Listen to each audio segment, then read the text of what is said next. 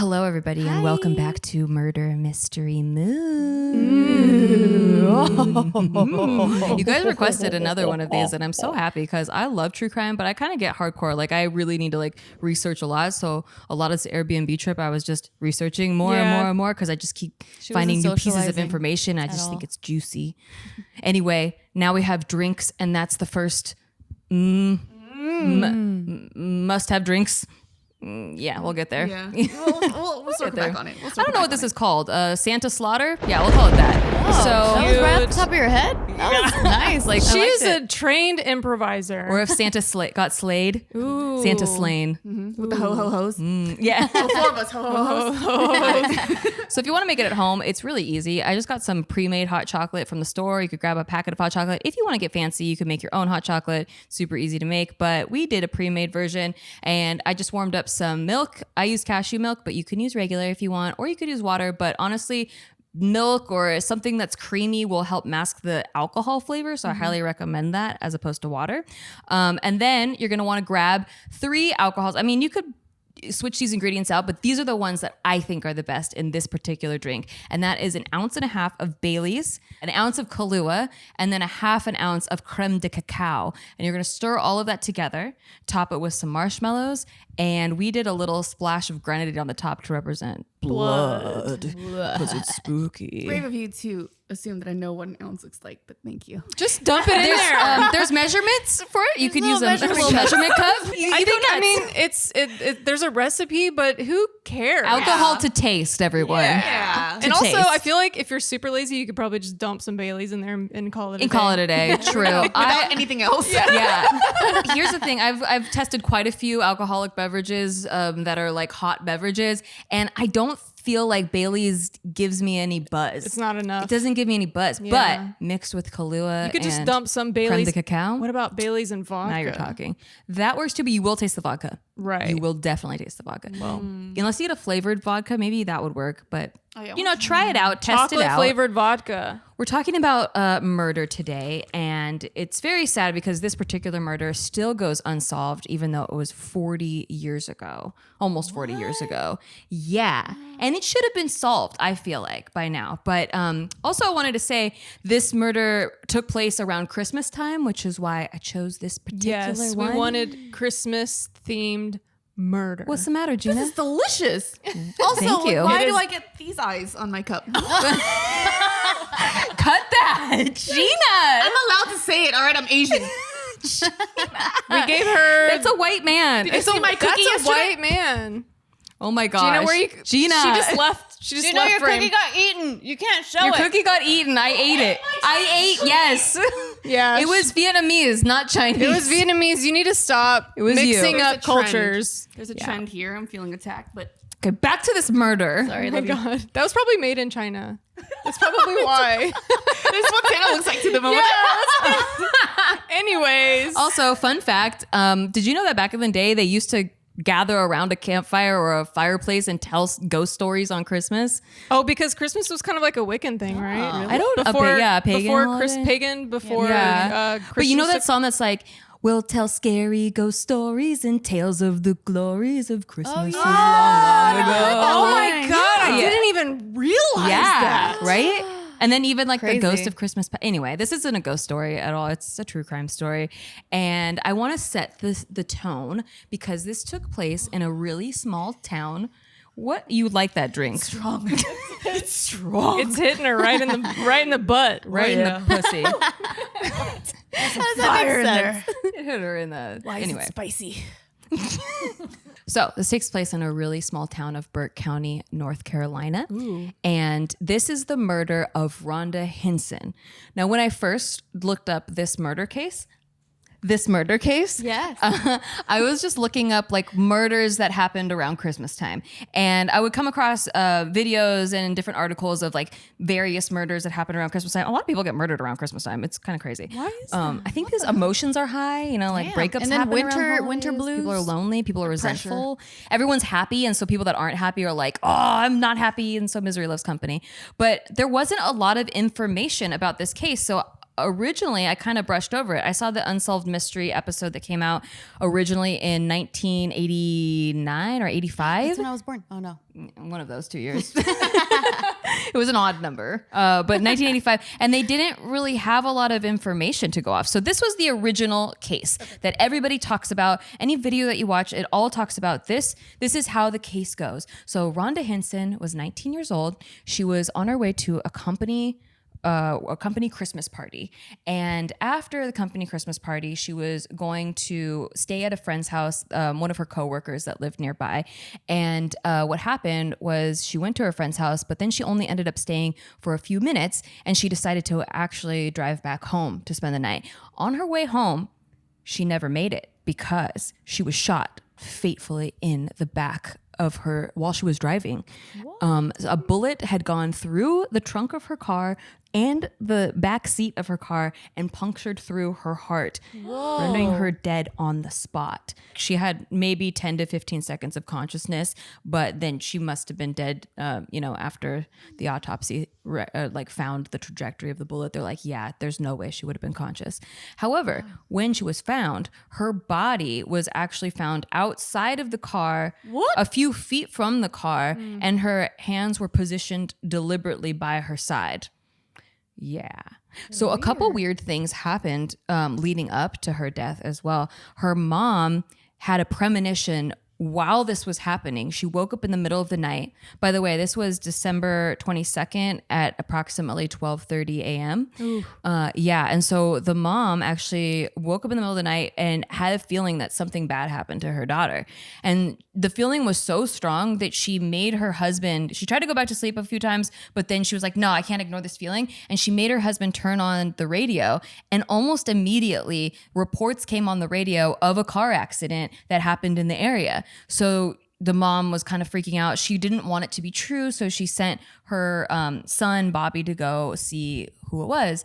Well, it ended up being her daughter, Rhonda. Oh, no. Other strange incidences that happened in the weeks before Rhonda's death were that she started getting really scared to go places alone, and she would ask her dad to please accompany me everywhere I go. She didn't want to be anywhere alone. She also would wake up frequently in the middle of the night because she had trouble sleeping, and she would shower. She would take lots of showers. And so one time her mom was like, why are you showering in the middle of the night constantly? And she said she just feels dirty, which is a common thing that happens with rape victims or sexual assault victims, though this has never been confirmed. Another weird thing is because of the insomnia, she would beg to sleep in her parents' room. Often she would fall asleep on the floor near the foot of their bed. And then she would beg to sleep in the same room with her brother. She even offered to pay her brother to let her sleep in his room because she just did. Something happened to her. She doesn't want to be alone at Yeah, night. she does not want to be alone. How old was she again? She was 19. Oh. Yeah, and she was never like this before. She was always pretty bubbly, a good student, a good athlete. She was actually a star athlete. She was on basketball teams, and she was a star tennis player. She was in a ton of different sports, but tennis was her main one. Ooh, I love tennis. Yeah, Good. she would have been your Sorry. friend. Yeah, she would have been my friend. Yeah. Sorry. And then also at one point, her and her mom were getting ready, and her mom, they were in the bathroom together, and she asked her mom randomly if it would ever be okay to be with a married man. And her mom, her mom said no. That would hurt somebody. It seems pretty obvious where this story is going, but I feel like you wouldn't pick such an obvious story. I thought that maybe because it's an unsolved mystery, I was like, well, I love playing drunk detective. I'm gonna figure this shit out. Yes. But the more I dug, the more I was like, what? So I'm telling you what the facts were based on the Unsolved Mystery episode that came out when it was first publicly released. And then weirdly, it hadn't been updated for decades. Forever, this was the only information that people knew. So, Well, at this point, what are you guys thinking? Yeah, hearing I'm thinking that. she got raped by a teacher or something, or some other a married man in her life. And that's the reason why she felt so dirty and why she even asked that. She probably feels guilty or something. And then the man didn't want her telling anyone, so he would hunt her down and killed her so she wouldn't tell anyone. I'm imagining it's someone a little bit more high profile in the town. It could be a pastor. It could be governor.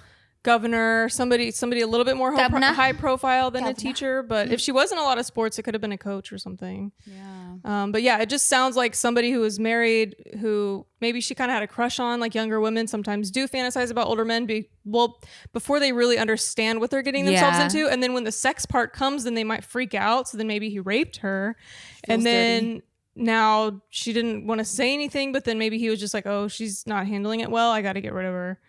Yeah, that's what it sounds like. And then also something eerie, the friend's house that she was supposed to spend the night at, she had gone to the friend's house and they were all like getting ready for bed, and she made a phone call, and then getting off the phone call she said, oh, I guess I better go then.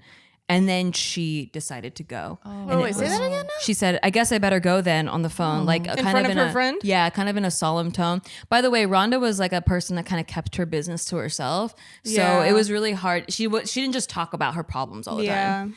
And then do we know if like the cops ever looked into the phone records to see who she spoke with? Yeah, so we do know that. But that wasn't disclosed in the original episode. And I don't know why. Like, I don't know why they kept it so... I wonder if some of those episodes were like... there was a little bit of politics around why they wouldn't tell like some parts of the story. Like maybe they had an idea of a suspicion of who it was, but they didn't want to get sued because they're like, there's not enough. So then it would be libel or whatever. Yeah, that could be. The other information they gave in the episode were witness accounts of the crime scene. There was a person that had been driving right before the murder happened and recounted a car that was parked under the overpass that was a dark blue. They described it as a dark blue Chevelle that was kind of messed up in the front, and there were two white males in the driver and passenger seat. And then another witness that was driving after the murder took place saw a similar car, described it under hypnosis, described a similar car, a beat up blue car with gray primer on it. And there was one male driver driving very fast the opposite direction that he was driving. And as he continued on, about a mile down the road was Rhonda's car in a ditch. And he saw another white male about 5'10" to 6 foot tall with dark brown hair that was at the driver's side door with a slumped driver, and he just thought that maybe it was a drunk driving thing, like it was a drunk couple, and so he just didn't think anything of it and he just kept driving. But those were the two accounts. So the same car was marked. Also, there was a witness that described around that time she saw two cars parked along the side of the road. One was a beige car and one was a Toyota, and that's all she said. We don't know if they're connected. I'm curious about the under hypnosis part. Yeah, so one of the witnesses decided to go, he agreed to go under hypnosis because he just wanted to help the case. And under hypnosis, he was able to recount way more details than before. Before hypnosis, he was like, I think the car was a blue Chevelle, and there were two drivers, or there were two people in the car. But then under hypnosis, he's like, oh, it had gray primer, and this was the person at the driver's side window. Yeah, and that was it for years and years. So speculation wise, you guys are pretty on the nose with some of the popular theories. Oh, yeah. Since there didn't seem to be a motive for the murder, if you talk to any of her friends and family, they were all like, she was the friendliest person ever. Mm-hmm. She definitely didn't have any enemies. She was so nice to everybody. She like not a bad bone in her body. Small town too, right? Yeah, everybody knew everybody. They're like, she didn't have anybody that would be like vengeful against her. So people thought maybe it was because it was on a highway, that maybe it was like an accidental thrill kill, like teenagers were shooting at cars and it like accidentally some country shit. Yeah, exactly. And so then they got scared because they didn't mean to do it, and so they ran off. Another theory was that maybe it was the scorned lover of that married man that she was seeing, or maybe it was the married man that didn't want the secret to get out. But either way, a lot of people ruled out the thrill kill theory because they were like, because Rhonda's window was rolled down, it seemed like she talked to somebody right before she started driving again, and she would only have stopped for somebody that she knew. Oh, so they're saying that they're thinking that she got shot when the car was stopped. No. Oh. Yeah. They think that she stopped the car, talked to somebody, then started driving off and got shot. because her car through the back end of through the the car. back. Mm-hmm. I was thinking that it was from the trunk. Yeah, I thought someone was in the trunk. Oh Yeah. no, Like, someone you was know- standing outside the car. Oh, okay, I was Yeah. thinking like a man. You know, like sometimes you see those scary movies where like the girl Yeah. goes to the grocery store, gets back in her car, and there's someone's like in the back seat. I was thinking like No. Oh, someone no. popped her trunk, got in her trunk, and then just Oh, that would be shot through scary. it. Yeah, that's insane. So this person had incredible aim to be able to shoot outside of the car through the trunk, the back seat, and hit her right in the heart. It was only one shot. Yeah, It was one probably shot. an accident. It was that it a- was that perfect. I don't know guns very well, but I think it's called a 30 caliber rifle. So there was Oh, was there a sight on it? I wonder. it was like the kind with damn. the circle target thingy. Yeah. But they're just like trying to gather what the weapon could be based off the bullet. They don't know the actual murder weapon. Yeah. They just know what it isn't. Like what Right. kind of guns couldn't shoot that bullet. Damn. And it was only one shot, right? Yeah. You only get one shot. God damn. Oh my god. Just had to bring it up. Nikki. Had to. Yeah. So this was all the information when I was looking up Christmas order. That's all the information that was there. But I was like, no, that's not fair. Like, how I can know. I'm like, were her family just let that Yeah. die? But they didn't let it die. Good. In fact, all of these years, the case, because it's such a small county, there were thousands of hours going into this case because it was the biggest case to happen. They don't have shit there. else to do. Yeah, but they still no new information was getting released to the public until around, I think it was like around 2002, this reporter got access to all these files that were previously not open to the public, because I think the family just felt like, you know what, it's been so long, like just fucking do what you got to do. So she powered through like 6 inches of paperwork and 100. 6 inches is a lot. It's a lot of hours. It's enough. Not It's enough enough. for some. It's the national average. yeah, not enough for some, but a lot for others. The you know? national average. It's actually more than the national average. More than the national average of paperwork. She powered through it. Yeah. she got in there. She powered through She it. got in made it- there. she made it work. It got in her. She made it work. Yeah. Yeah. Good for her. So she came out with this article series that then continued through 2019. Not her continuing it, but people picked up this article series, and as more information came out, so much stuff got revealed from then to 2019 that previously was not released, and yet no one has really updated on like a massive scale. So here's what I found, and I want to know what you guys think, because it sounds like there's 3 main suspects, but really I feel like it's got to be down to 2. Okay. Okay. Let's see if we'll knock the same one out that you knocked out. Okay. Oh. Here we go. So, as I mentioned before, after examining multiple angles and bullet trajectories, detectives have concluded that this was no random act. This was somebody that had premeditated this. And typically when you delve into murder investigations, you look at the people closest to the victim first, right? You look at friends and you look at families.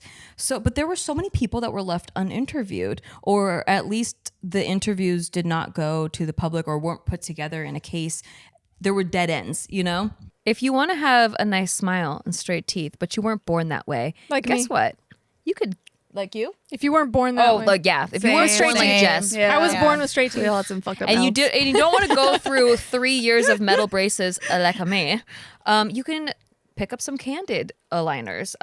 Candid clear aligners are comfortable, removable, and totally invisible, unlike braces, so you can transform your smile without anybody noticing. Plus, your treatment is prescribed and monitored remotely by a licensed orthodontist who's an expert in tooth movement. How does that class go? Like each class, you're just like observing teeth. They must love it. They're like, yeah, that's moving so slow. They It do. takes 10,000 hours of something to become an expert too. So 10,000 hours of watching teeth move. These people are doing that. God bless them. Right, somebody has to do it. God bless them. Your treatment includes remote monitoring by the same orthodontist who created your plan, so you never have to wonder how you're doing. You'll always know, and I love that. And the average Candid treatment is just 6 months. You'll start seeing results way before That's then. so fast. Wow. I Right love away. the future. I love being in the future. Yeah. And it costs an average of 50% less than Invisalign. So start straightening your teeth today. Right now, all our listeners can save $75 hairs Damn. on Candid Starter Kit. Go to candidco.com/mood and use code MOOD. That's candidco.com/mood, code MOOD, to take advantage of this limited time offer to save $75 on your starter kit. candidco.com/mood, code MOOD. Yes, and once you fix your crooked teeth, you can fix your crooked brain with Talkspace. We're all kinds of messed up. And we're going to help you fix it. We're going to help you, okay? Like, okay, so some of y'all need some serious fucking therapy. Some of us just have some things going on in our life. We need someone to talk to. I'm adding Gina. Gina needs the most serious therapy that you could possibly get. But the rest of us who just have like normal life shit that we're going through, we don't want to burn out our friends talking about our problems all the time because maybe we won't take the advice exactly when they tell us and how, so then they get pissed off at us. It's great to Are you attacking yourself? If I'm gonna call out Gina, I can call out myself. Yeah. Okay, yeah. So if you don't want to burn out your friends and you want to talk to a licensed therapist, Talkspace has a ton of them that you can select from. If you start with one, you realize they're not really your vibe or whatever, you just end that conversation and then pick another one right away. And I like that you can kind of look at their little resume, see what their specialties are. Like if I'm dealing with generalized anxiety, this person deals with generalized anxiety. This is a good match for me. I'm going to try them out. And one great thing is that Talkspace covers over 40 million people for online therapy through their insurance or employer. This is huge. Like it wasn't like this when these companies first started. Now you can use your insurance. This is amazing. The Talkspace network is composed of thousands of licensed therapists experienced in treating depression, anxiety, substance abuse, trauma, relationship issues, food and eating, and so much more. And it's always very secure and private. Talking to my friends is so different from talking to a licensed therapist who has expertise and knowledge to give me practical guidance. Talkspace gives us the support we need at an affordable price. As a listener of this podcast, you'll get $100 off your first month with Talkspace. To match with a licensed therapist today, go to Talkspace.com or download the app. Make sure to use the code MOOD to get $100 off your first month and show your support for the show. That's MOOD at Talkspace.com. Yeah. Looking at the 2 years leading up to her death, it was discovered that she was dating a guy. She was dating a guy named Greg McDowell. All right, Greg. Yeah. I see you, Greg. We're looking at you, Greg. So Greg and Rhonda started dating her junior year of high school, and they seemed absolutely smitten with each other. Okay, like Greg especially, he was writing her so many notes. Ugh, desperate. Oh my god! So she kept all the notes. They're all at her parents' house, and the Are notes they public? They are. Was it Facebook official? They didn't have Facebook back then. This was the 1980s. They were going steady. Was it yearbook official? Definitely. They were Sounds like actually it. known as a hot couple on campus. love that. Because she was a star athlete. He was a star academian, academian nut. Honor society or something. Academia nut? Yeah. Oh, you're foreshadowing the nut part. Maybe. Right? Maybe, Jess. He's a bit of a nut. Alleged nut. Bet he nutted. That's true, actually. We'll get to that. Oh. There's nut in this story? I mean, barely, but So he has a small amount of nut. the national average amount of nut, okay? Okay, the national Okay. average amount. So the letters that he was sending her were super cute, okay? They were like, you're my little fuzzy lassie. That's what he would call her. You're my fuzzy lassie. He would He be called like, her a dog? Excuse you, I think Greg. it was an inside joke. Who are you talking to? Just- I think a fuzzy offended for lassie, her. it might be a drink too, now that I is think of it. I don't know, this old-timey Oh, speech from the 1980s. that's a fuzzy navel. I don't know. Yeah, so he would write her little notes, and she had 9 notes in all together of their junior year. And her mother was talking about how Rhonda seemed super happy that first year. It all changed the second year, though. That's when they had sex, the second The year. notes started getting very sinister. Yeah, it was Well, after she let him nut. They were kind Oh, of damn, her pussy was that bomb, huh? maybe. Yeah, it was. Holy. They were kind of still cute notes, but like with a weird dark undertone. So you can tell from the notes, he would start getting really, really jealous. He would write her apology notes. We don't really know what happened, but he'd say things like, sorry I said the things I said, but maybe you could understand, when I saw that you couldn't wait to see him again. I just really felt like maybe something was going on. And if there's nothing going on, then you won't mind me beating his ass then, smiley face. What? Jeez. Yeah. Jealous. Super emojis? incel energy, dude. He started getting very possessive. Also, he would get really passive aggressive when she would tell him Little dick he energy. would when he would she said that she would show up before the bell rang of the first period to hang out with him, and then she wouldn't show up, so he would write notes like, you weren't there again, and even though it makes me really mad, I still really, really love you. This guy cannot take a hint. Yeah. And also, he's actually driving her away with that fucking psychoness. people don't know that. Guys, don't do this. Girls don't do this either. Nobody should do this. Just This like is toxic. match their energy. If they're pulling back, then pull back a little bit. It's okay. Things take time. Yeah, and maybe be more like interested in what's going on. Maybe be more interested in yourself for a little bit. If you guys need some space, communicate, tell about it. If they walk away, don't run towards them. Give them some space. Yeah, and Set their house on fire. No, Gina. Gina, no. Don't do that, Gina.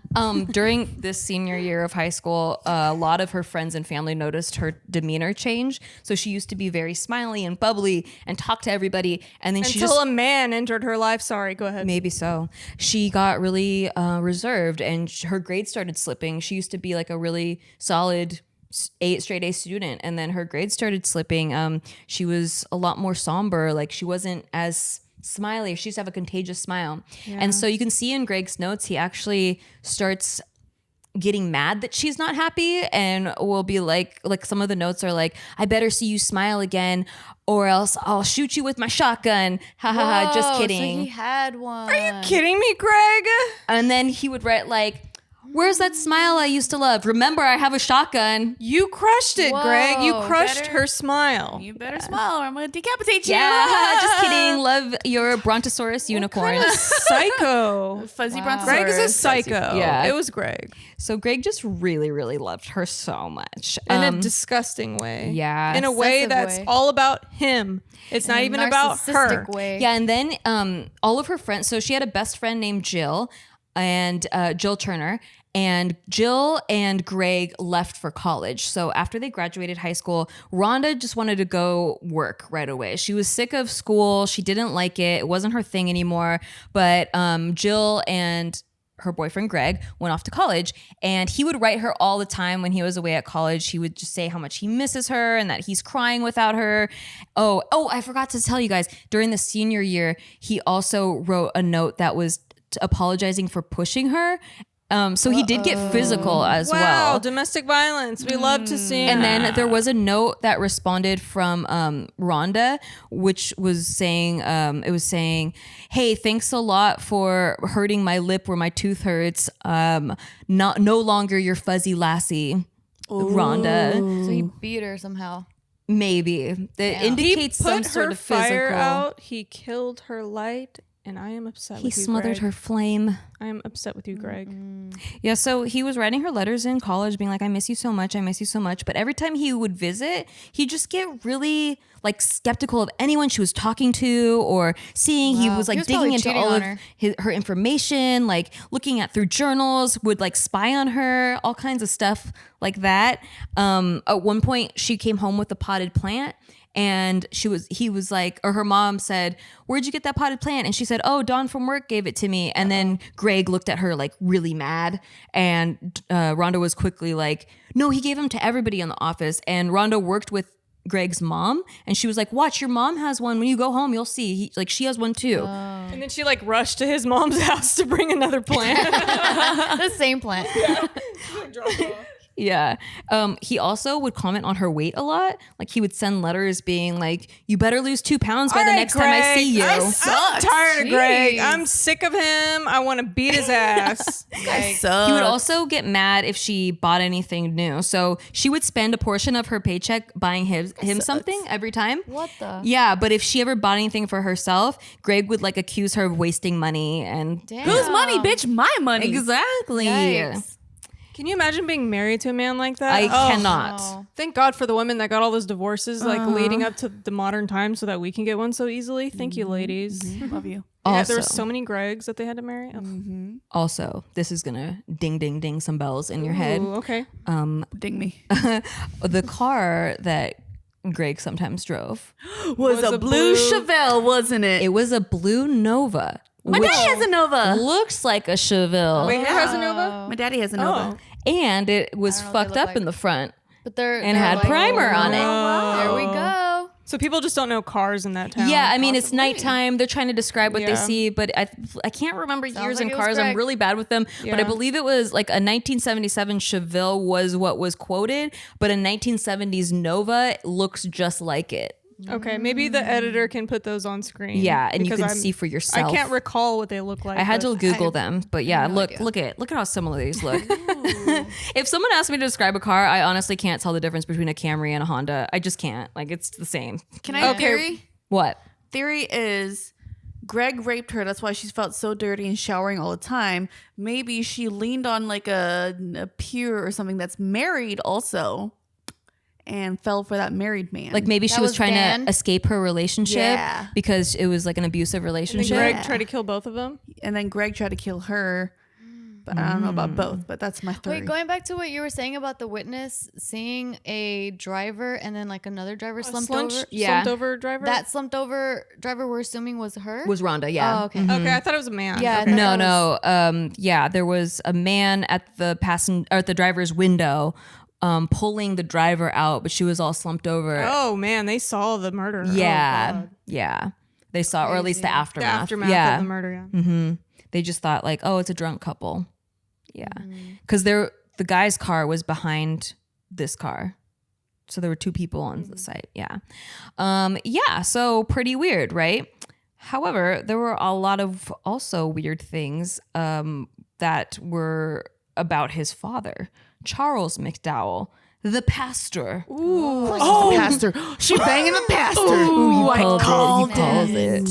About a month before she died, Rhonda was having lunch with her best friend Jill and recalled a time that she was over at Greg's house and they were playing basketball first, and so they were getting really sweaty. And as they went inside, Greg said he was going to go take a shower. So Rhonda went to the kitchen to get something to eat, and all of a sudden she felt two arms wrap around her, which she assumed was Greg trying to surprise her. But she turned around. It was her rapey pastor dad. It was his father. Greg's father. Weird. Greg's father, Charles McDowell. Creepy. And then what? Like, why was he hugging her? What the fuck? Right? He was would pulling a Joe also Biden. accidentally brush against her a lot. Sometimes when she would be in the bathroom, she would open the door and he'd be waiting outside for her. He freaked her out. Like, she also had lunch with her, or not lunch, she was hanging out with her cousin about a month before her death, and they always told each other their secrets because neither of them knew the people in each other's lives, so it was kind of like, whatever I tell you, you're not gonna tell anybody. And she talked about how creeped out she was by Greg's dad and that she avoided him. She would go to dinner with his family a lot, and she avoided sitting next to him because he made it a habit of reaching for her leg under the table all the time. Creepy. Yeah. I wonder if Greg knew this and he blamed her for it somehow. Maybe. Damn. Like, because he can't control his dad, or maybe his dad beat him or something. Or maybe too, his dad and- convinced Greg that she She's a doesn't whore. want you. Look what she did to me. She was like maybe We're coming on to all- me. It's a whole household of toxicity. Yeah. And yeah, so the mom, right? So she was like a beloved woman of the church. She was kind of strict. Like she also worked with Rhonda and didn't really like talk to many coworkers. Like a lot of her coworkers didn't necessarily like her. They didn't really invite her to anything. She was just kind of like uptight, you know? But she would like go to bat for her family. She was like, she refused to believe like any foul play was happening. But later it was revealed, like a few years after Rhonda's death, that during this time, Charles McDowell was definitely having affairs with other women. He had placed an ad in the paper for a female companion and lied to the person that answered the ad. He started meeting up with this woman that answered the ad, and he would see her like once a week up to 2 times a month, like between that amount of time, like not very frequently, but like once a week. And during those times, he would lie to her all the time. First, he said he wasn't married. Then he said he is married, but his wife's in a mental institution. Typical. That sounds so 60s too, 50s, Right? 60s. Like my wife, she's crazy. She's in the nut house. I'm so sad. And hysteria. So lonely. he pulled this off in a small town, or maybe he was like Yeah, getting he went to a different like, town to meet surrounding up with towns. her. Okay, so they didn't Yeah. know he was a pastor, number 1, a public figure. Yeah. And number 2, married with children. Yeah, he lied about being a minister and said that he was visiting sick children in the hospital and would have to like go visit him. Like the worst What a people. fucking Just disgusting why are they all person. in the church? Then also a few years after Rhonda's death, there was an anonymous tip that came in. This person had rented a P.O. box and started getting weird mail. Like at first it was like Fredericks of Hollywood type catalogs would come in, addressed to a Charles McDowell. And then there were It's a lingerie store, by the way. It's a lingerie store. It's defunct now, right? It's Yeah, I think it's been out of business. I don't I know. Yeah, but this was Fredericks in a long time. This was in the A few 90s. years. This was in the 90s. Yeah. And she started getting letters from sex workers that had pictures of them in negligees, and it would be like, come see me next time you're in town. Wait, who found this? This girl that was renting a P.O. box. So then she went curious to see like, who is this Charles McDowell? Wait, so she was getting his mail in Yeah. her P.O. box. Yeah. So Okay, I missed that part. yeah, she was getting his mail in her P.O. box, and then she went to the person that was running the P.O. box, the hardware store. Postal service sucks. Well, they know, were right? like, he Was actually it like his old P.O. yes, box? it was his old P.O. box. He stopped paying for it. He was talking about how this was a pastor that used to live there, but then he moved to Asheville, and so she looked him up, and it was this Charles McDowell that was connected to this case. So sketchy, right? And needless to say, the dad was driving Greg's car that night. Ooh, Tiff. they were actually family cars, all the cars that they owned. So they would rotate like who was driving. Yeah, it these could have been cars. anyone in that car. Damn. So yeah, Charles and his wife Betty McDowell ended up separating because once the affairs were kind of confirmed. Good for you, Betty. Yeah. And then he resigned from being a pastor and moved to Asheville, where I don't know what he does now, but Is he still alive? I think he might be still alive. Yeah, I think he is still alive. Yeah. Give it to him, Jess. We don't know. It's a middle Everything's finger alleged. right to you. It doesn't matter what's alleged. those things were real. There's Those things definitely happened. enough Those- creepy shit. Yeah, to there's give him enough a to give solid him the middle middle finger. bird for sure. So I mentioned that Rhonda worked with Betty McDowell, Greg, her boyfriend's mom, yeah. and this Charles McDowell's wife. So the company Christmas party, she was worried about signing her name up because she didn't want Betty and Greg to be there. So she signed it up last minute, but then Betty did see it, and Betty said that her and Charles McDowell and their son Greg were all going to come to this party. And so Rhonda was like, no, if Greg comes, she was talking to her mother, she's like, if Greg comes, then I won't be able to talk to anybody because he gets really mad when I talk to anybody. So she wasn't going to go to the party if she found out that Greg was also going to the party. She also wanted to buy a new outfit, and if Greg found out that she bought a new outfit, he would go crazy on her. So she was really bummed out finding out that they were going to go. So at the last minute, they decided not to go, the McDowells, but Greg was not happy about it. He was very upset. Does anything make Greg happy? No. I know. Nothing what the makes fuck? Greg happy. No, because He's psycho. Only her he's smile. gotta Which be a Little narcissist. bitch. Possessive narcissist. So yeah, she goes to this party and she feels great. She has her new outfit on and everything. And then she goes to stay with her friend, Sherry. And she, before going to bed, it's 12:30 at night, she said she was going to call Greg to say goodnight. And she calls him. And Greg is very, very upset. He's very mad because he's Greg. And because he's Greg. And That's all the reason he needs. Rhonda is like visibly upset. She's like holding back tears. She doesn't really cry or show emotions that much, but she was like really upset. And she goes, I guess that's it. I guess I better go then. And then she hangs up the phone and tells her friend like, hey, I can't spend the night. I think Mia and Greg are going to break up. and I don't want to, like, how can you let her go? I know. I'm like, you can't let your friends go when they're like leaving the house like that. Well, she's especially in the middle of the night. Yeah, it's Probably hard. didn't know. Like, there's a lot of regret in all of these people. Like, if I would have just because Yeah. Rhonda had invited her best friend Jill, but Jill said no because she had plans with her boyfriend Mark that night. And to this day, Jill was is Mark. just like, Just kidding. Jill. Well, actually, Oh, he's shit. the third suspect. Oh my god. But Jill, to this day, she was so fucking. I just wrecked feel like by it's this. such a rule that we need to pick up like forever and ever, that like if a girl is having issues with her boyfriend, she shouldn't leave in the middle of the night to especially go see when him. he's like physically abusive. Yeah. A lot of times though, they didn't know that it was happening. You know. Yeah, she did keep to herself a lot. But like, I don't know, if women, we have intuition, like we should try to use it a little bit more and just be like, how about you just wait until tomorrow? I don't feel comfortable letting you leave tonight. Yeah, I feel like we have to make that like a thing amongst ourselves. But you know what? I think I get what you're saying, and I think you're right. But I picture like if any of you were at my house, like, you know, if you were at my house and you were going through a breakup, and you're like, no, I just have to get rid of it. I just have to figure it out. I just have to go do it. I would let you go because I'm like, well, she's a pretty strong woman. Like, she's pretty independent. Hindsight is 2020. You know, hindsight is 2020. well, maybe we should normalize that. But we should normalize that because protection is so much greater. Also, you don't want your friend to talk to them at the height of their emotions. You never know what's going to happen. Yeah, like the middle of the night, especially if people Like, have been sleep on drinking it. or something, and it's like weird things happen at night. Fights escalate at night more than they do in the daylight. Like, I don't know. Yeah, and there, she did hide stuff from her best friend a lot because her best friend was very protective of her and was like, if I ever find out anything, I will make sure you guys break up. So there was this one time where they were all, Jill, her boyfriend Mark, and they were always hanging out together. They were double dating together all the time. So Greg and Rhonda and Jill and Mark were all at some like getaway together, and Greg and Rhonda got in a fight because Rhonda wouldn't have sex with him.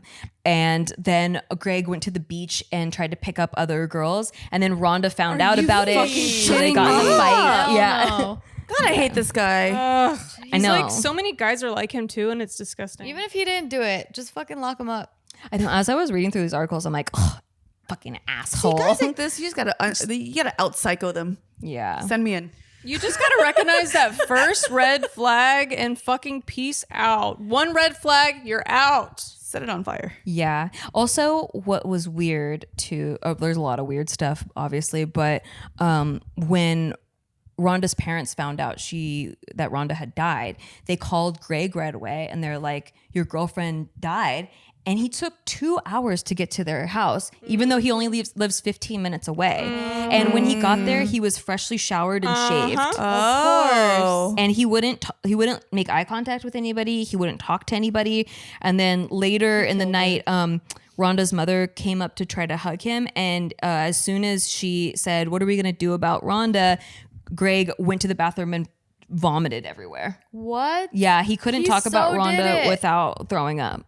Oh my god, he totally did it. He did. Or his dad did it. And He's then covering up. later, after Greg went home, like a day later, Jill and Mark went to go see him to see if he was doing okay. And his mom answered, Betty, and was like really annoyed that they were there. Like, just like, blah. Like, wouldn't you want people to console your son? But she was like, why are you here? And then she just let them in. And Greg wouldn't She knew about it too. make eye contact with them. He wouldn't talk to them. These are his best friends. Wow. He wouldn't make eye contact with them. He just like sat glazed over with the TV on. And then as they were leaving, Greg comes running out and hands them a box of condoms because he says that he didn't want Rhonda's parents to find out they were having sex. And then that's it. So that's where the nut comes in, and that's the only part of the nut that you know got it, about. got it. Yeah, I was hoping there would be like not that semen juicy. somewhere. Okay. No juicy nut, just Not juicy dry nut. nut. At least you're using protection. yeah. Okay, some other weird things. When Rhonda left for work, so she had to work before she had the party. So it was on like a Thursday. And so everybody went to work and then they went and changed and then they came back for a party. So as she was going to work that day, it was really, really cold out, but she didn't have a sweater. She didn't have any overcoat to wear. And her mom was like, where are your coats? And she said that one of her sweaters was in Mark's car because him and Mark and her went Christmas shopping for their friend Jill's present. So, and she left her sweatshirt in his car. And then her letter jacket was with Greg because she left it at his house. So she didn't have a jacket to wear. So she picked out this old like multicolored jacket to wear to work that day. And then later, after they discovered her vehicle, they found both the letter jacket and this gray It sweatshirt was so Greg. in the car. Wow. Wait, why? Like how? What? So why would he just drop off her sweater then? That's weird. So yeah, there were a few other items in the car. There was This is Mark's car, right? This is Rhonda's car. Wait, so but she left her sweater in her friend's boyfriend's car? Yes. I picked up that she left it in Greg's car. No. She left. This is Jill's boyfriend's Jill's car. boyfriend has her gray sweatshirt because they went Christmas shopping for Jill's present together, and Rhonda left it in his car. The letter jacket she left with Greg. Greg had the letter jacket. Okay, so this is interesting too. On the night of her murder, around the same time, so her murder happened around like right after she left Sherry's house, was 12:30 at night, so it was somewhere in the wee hours of the morning. Around that same time, Mark had just dropped Jill off at her house at 12:30, and she remembers the time because she had missed curfew by 30 minutes and she was worried that her parents were going to get upset. And as she was saying goodbye to Mark, she noticed Rhonda's sweatshirt in the back of his car, and she asked him about it, but it was like nothing fishy or anything because they were all good friends. And he was like, oh yeah, she left it in my car when we went Christmas shopping for your present. And Jill was like, oh, do you want me to give it back to her? And he's like, oh no, I'll just give it to Greg when I see him tomorrow. So she's like, okay, whatever. I don't want to be late and I don't want my parents to be mad. She goes in her house. And then so she saw that sweatshirt in his car that night. And that's the same one that was But that was in Rhonda's car Oh shit. that same night when Rhonda's car was found and she was dead. So how did Rhonda get that sweatshirt? Oh my god. And that where Rhonda's car was shot is in direct route of where Mark had to travel to get back to his house. Oh, so he met up with Greg and they both somehow killed her. Because Possibly. there were two people that the witness saw. Yeah. Because Greg's possibly. car was there, but then Mark's connected to it with his sweater. Yeah. And in Rhonda's car, she also had a wooden bowl that belonged to Mark's parents. She's That's a random. She's mingling with Mark a little too much. And her car was completely cleaned out and there was no clutter before the party because Rhonda kept her car pretty clean. She also had in her car a pink stuffed snake that Greg had won for her when they were all at that outing, that getaway. And they had an inside joke about it because it's like a small pink snake and it was like they had, it was their little thing. Yeah. Does he have a tiny pink snake too? Sure does sound like it. Probably. he acts like it. Very tiny. This pink snake was probably bigger. It was about a foot. I hope that'd be bigger. Jesus. Yeah, right? There was also a note from Greg, a handwritten note that was found, and I can't remember. It was unclear whether this was found on her windshield or inside her car. It was just among the items that were found, but it was a handwritten note from Greg saying, "I will always love you." Weird, huh? So let's get into some more weird things about Charles McDowell, though, because he's not off the hook, okay? Just because we're talking about Mark and Craig. I want to go back to him because he led the funeral. Because he was a pastor in the town, and Rhonda's parents just were like, he was there on the night that Rhonda died. They were like, he was one of the people that were over at the house. And Touched her. They didn't know about that. So they asked him to lead the funeral. So he did. But the funeral was really weird. It was, first of all, like the shortest funeral that anyone had ever been to. Like, it was just really, really brief. And Charles barely said anything nice about Rhonda. He just said, like, he barely knew her. She went to dinner a few times with the family, and she had a nice smile. And that was it. Oh my God, he's such a liar. Yeah. And he's then, like, it's so obvious when you're trying to act like you don't know someone. yeah. Like, if you weren't guilty, you would. Why would you bring it up? You would have just added like you do know her more than that, but Yeah. you're trying to act like you don't. Whatever, Charles. Yeah, which also was in conflict with what he said later. He directly contradicted himself because later he tried to say that she was like a daughter to him. But during this eulogy, he also mentioned that he wasn't sure if Rhonda was in hell or not. What? Yeah, which is super insensitive. He's projecting on. He is a narcissist. Yeah, he's and then- projecting right onto her. No wonder Greg's the way he is. And then later, when friends and family were like, "Why did you say this?" Because a lot of them had never met Charles McDowell before. This was the first time they ever met him, and they were like, "Man, he must not like Rhonda." And so they're like, "Why did you say this hell comment? It was really like mean to say." And he goes, "Oh no, I didn't mean it in a mean way. Like I just don't know her faith." And so a lot of good people end up in hell. You know. Oh my god. Yeah, we What just the don't. fuck? I'm just You saying still we double down on that? don't know if she's in That's hell. disgusting. Yeah, like why say If that you're at a all? pastor, you wouldn't like. Why would you need to say that? No, there was no sympathy at all. And then the song that he chose was all about forgiveness Highway to and Hell? just moving on. Damn. Yeah, and then the whole family Wait, what was the song about? was about forgiveness. It was just like, hey, forget and move on, forgive. Like God has a plan, like so you should just forgive and move on. Jeez. Yeah, and then also the McDowells in general, like the mom, the dad, the sister, the Greg, they didn't really show emotion. They would just kind of get angry whenever Rhonda was brought up. What the? Also later, people were like, "Why did you ask Charles McDowell to do the funeral?" They are asking Rhonda's parents because they had never met him before, and she was like, "Well, one, he was the father of my."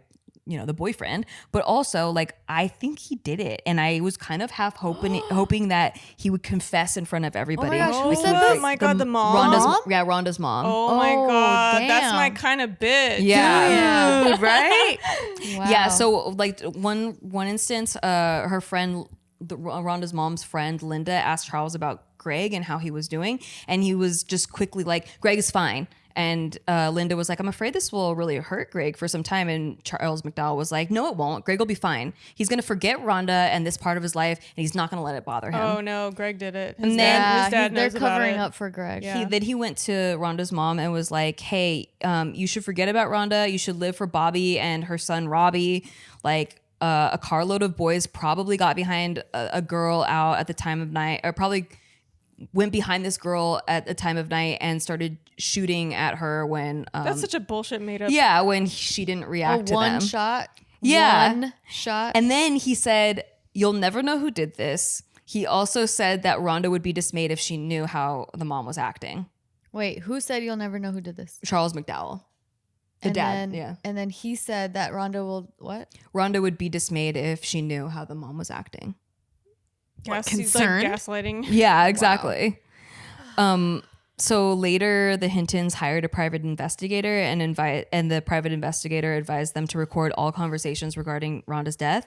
And Charles McDowell came over furious after somebody went to his house to interview him and ask why the Hintons thought that he had murdered their daughter. He loved her like his own daughter, and Betty, his wife, even got her the job, which was later proved to be untrue because the place she was working was like, "No, we hired her because we liked her work ethic." Yeah. Rhonda's mom brought up, "Why did you say my daughter's probably in hell then?" And Mr. McDowell was like, "Miss Hinson, there's a lot of good people in hell." And then she told him about her alcoholic father and that he was a good man, even though he drank. And Charles said, "I hate people who drink." And then during the course of the conversation, the Reverend Charles McDowell summarized his whereabouts on that morning of the December 22nd, 1981. Because the mom was like, "Well, then where were you?" You're right. And so he goes, "I came through the crime scene. I stopped. I asked what had happened. I thought she had passed out, run off the road, and that was what killed her. The police would not tell me what happened. They told me to come over to your house. When I got there, the sheriff was there. I called Betty and Greg, his wife and son. And when Rhonda called, Greg talked to her. I didn't know they had argued until the next day. Greg acted normal. He said she had gone to the party alone and he was going to stay at home. I went to Sherry's, that was the coworker's house, and came through Longview. And then he got on the highway. I thought that was the route she would have taken. I've been to Sherry's once to pick Rhonda up. That's how I knew where Sherry lived. I left the house about 2:30 a.m. or 3 a.m. to go look for Rhonda." But what's weird, and then once again, he reiterated that the case would never be solved, and that he told me nothing would help Rhonda now, and other people should not be hurt because of this. But later, Sherry said he never picked up Rhonda from my house. He has no idea where I live. There's no way he would have known that. So it's interesting. It's very contradicting. Also, that Why is he so sure it's never gonna get solved? I know He's hiding evidence. projecting. Yeah. Also, Greg was adamant that he picked Rhonda up in a burgundy Toyota, but the person that said he picked her up was like, no, it was a blue Nova. And when she saw the Unsolved Murder episode, the Unsolved Mysteries episode, when they showed the car, she got chills down her spine because she's like, that's the car that Greg was driving. Wow. Yeah. That was him. That belonged to Charles McDowell. Man, people suck at committing crimes. Also, Charles McDowell was a hunter. Oh, of course. So he has there you plenty go. of guns and There's great the aim. murder weapon. But I just don't get why the dad would want to kill her. Right? You know what I'm She thinking? would've- I feel like the son did it. I think maybe like the dad did something to Rhonda, and then somehow the son and the wife found out, and then the Charles ended up saying like, well, she seduced me. Like she was the one that came on to me. And then so that's when they were like, well, we got to do something about this. And they probably offed her, and that's why they're all covering up. It's a whole family of crazies. I don't think the mom was involved. I think she found out later, and I think like because a lot of women that are super weak, she would just be upset that the whole thing happened, that the dad touched the little girl. Because you know, like a lot of times when abuse happens to young women too, like even when it's their own daughters, like the older women's get upset and they're just like, they don't know how to deal with it, so it turns to anger and blame like on the victim Because they just don't want it to be happening. Yeah, and they're like, I can't believe that this is even my life now, so they just like make it the victim's fault For and bringing it up in the first place. Like for even existing, and for the man to like abuse them, like they blame the younger girl. So it's like I feel like the mom was just like mad it happened. I don't think she was there for the murder. I don't think, or maybe she wasn't there for the murder, but I definitely feel like that's the reason why there was so much anger. Some sort of cover coming up from that it was Betty. the dad Yeah. that did something creepy. For sure, the whole family knew, and everyone's just covering it up. It's just a matter of who did it in the family. Right. I think it was Either, the like, son. Yeah, the Yeah. son did it, and the parents are covering up for him, or the other. But then or how vice did versa. Mark get her sweater from Mark's car to her car? What I think happened with that is that he was driving home. He saw Greg's car because it's a small town, right? And there's only one highway. So I think he saw Greg's car and was like, oh shit, hey. Here's your girlfriend's sweater. Yeah, can you give this to Rhonda? That probably ticked him off, Oh, and that's why right. he was so mad. Like, how come you have Rhonda's fucking It's sweater? like she's fucking my yeah, I didn't dad even think of and that she's part. fucking my best Boom. friend. I'm gonna shoot this bitch. Yeah. She and will then never love another man. yeah. And then like the amount of stuff that she had, like the mismatched amount of stuff, is kind of like when you go through a breakup and you're getting all your belongings back from the person that you're breaking up with.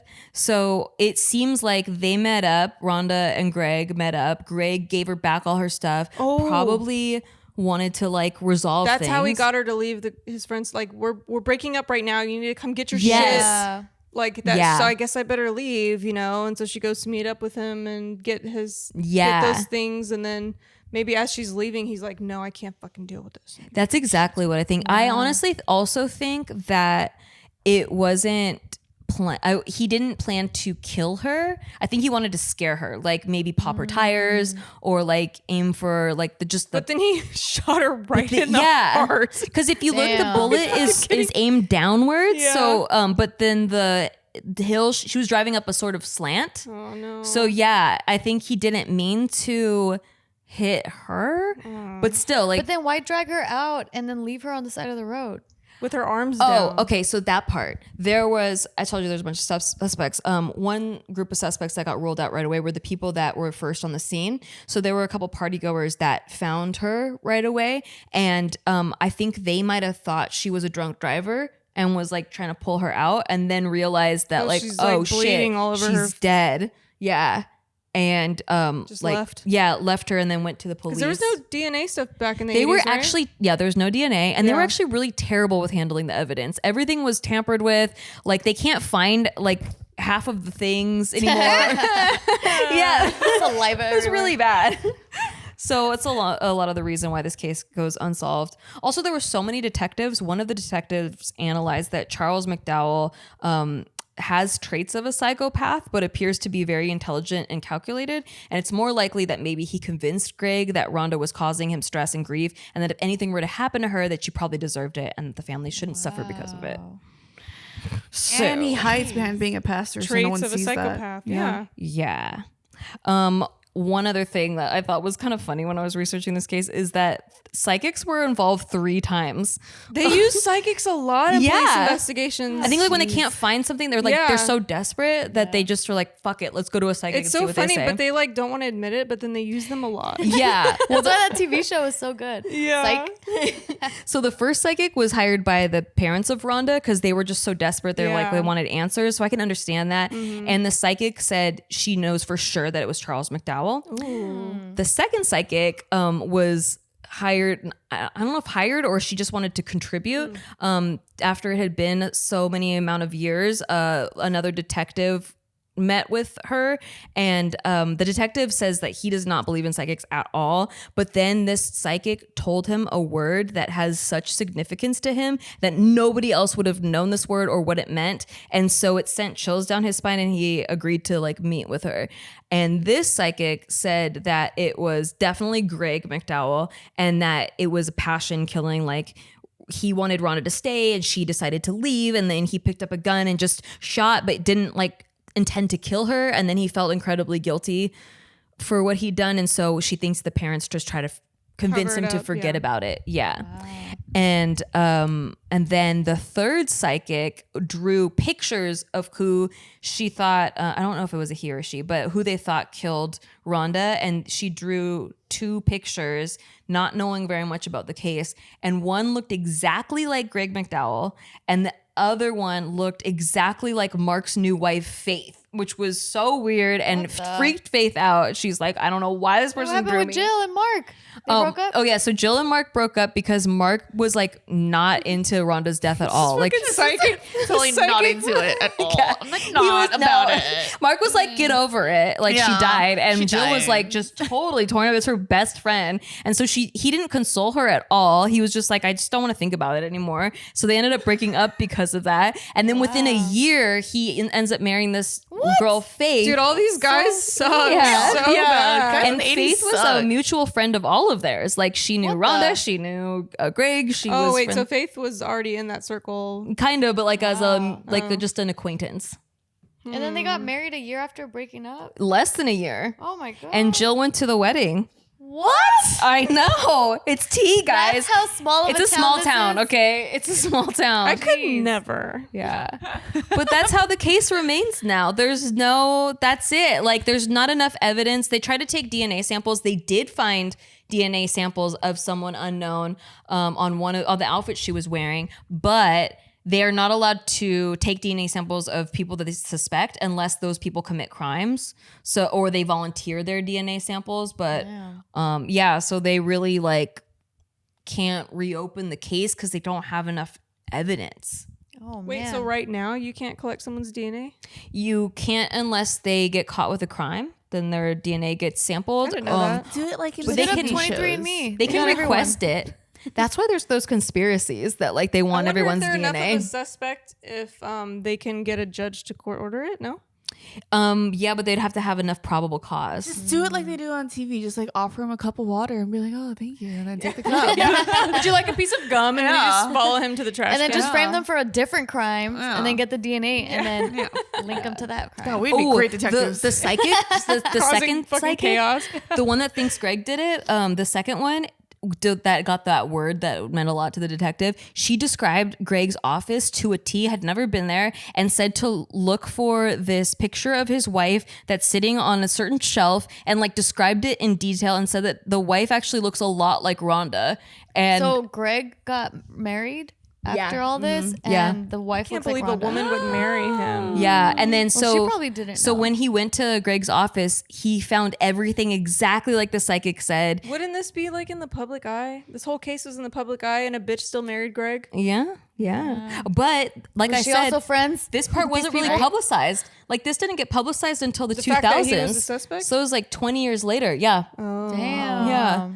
Because That's in the crazy. original Wasn't it in the information, local news? no. Wait, so what did they find by the wife's picture? She was just describing the office. Yeah. She Just didn't to prove like listen, this I'm the is real this deal. is the guy that I'm talking So about. maybe yeah. the second psychic seems like the most legit. I think so. I mean, What's her number? I know, right? right? That's what I was thinking too. She's Yeah. already dead. She was like 60 in the 80s. She's She already predict dead. her own death. So I'm thinking it's Greg. I'm just gonna say it. What the fuck is Greg But I up don't to know. these It's all days? alleged. Huh, Greg? What are you up to these days? What you He's got? What like, you gotta I say think for an yourself? engineer. Fuck you. Yeah. Jeez. Creepy. that's What do you guys think? crazy. I think it was Greg and the family's trying to cover it up. Yeah. Yeah.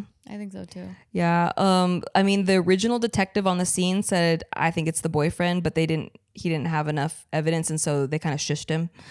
Why is Mark such a suspect though, other than the Because of the sweater sweatshirt, and he couldn't recall it. And they think the reason he can't recall where the handoff happened is because earlier that morning he had gone to the emergency room because of an injury on his back, and so he was put on 3 different medications. And so they think like it kind of just fucked with his memory. Also, gosh, there were so many details, but like Greg McDowell failed his first polygraph test. Oh, those aren't reliable. Though. Yeah, but they're not admissible in court. So his dad was like, "So what? Fuck off." And then the second one he passed like a year later. So we don't know. It's very unsolved. There's not enough Rhonda. evidence. She hasn't gotten but justice. But the poor first Rhonda. report was that there was 2 guys in the blue Yeah. car. Could have right? been Charles. So and his could have dad. been. Could have been. The family sucks. Because No. Charles also had some really, weird contradictory things. Like they asked, why didn't you show up to the Christmas party? Like, why'd you change your mind? And Betty said, oh, because Charles had a stomach virus. But then later interviewed separately, their daughter said that the dad had other things to do that night. And that's why he couldn't go to the party. Too many lies. Also, Charles went out on a flight, like left on a flight out of town the day after finding out about Rhonda's death. Wow. Randomly, why? We don't know. We don't know. There's so many whys, not enough answers. But, our heart goes out to Rhonda Hinson and her family. We're sorry. I hope they find peace one day. And I hope she's haunting the shit out of Greg right, Right? now. yeah, right. If that exists, I I hope hope she's so like, for her. Rattle some chains, bitch. Yeah, slap him in the balls. and his fucking dad. Yeah, slap him in the balls too. Fuck that dad. Probably dead by now. She didn't even get to do anything. I feel so bad for her. No, she was so young, 19. Jeez. Anyway, let us know who you think done it in the comments. Hopefully you're all boozed up and a drunk detective and you can solve the case for us. But other than that, let us know if you like these, if you want us to keep doing more murder mystery moons, and if there's any moons. Yeah. It is a new moon tonight. It is a new moon Ooh, tonight. we're We about gotta to do sage our up this stuff. Oh yeah, we gotta do a new moon ritual coming right up. Yeah, check out that vlog too. It's happening. Subscribe, like us, all that stuff. And if there's any cases you want us to talk about, let us know in the comments. We love you. We love you. Bye. But not you, Greg. Fuck you, Stay Greg. safe. Don't let your friends leave without protecting them. Yeah. Protect women. Protect women's. Women's. Take a drag of my cigarette.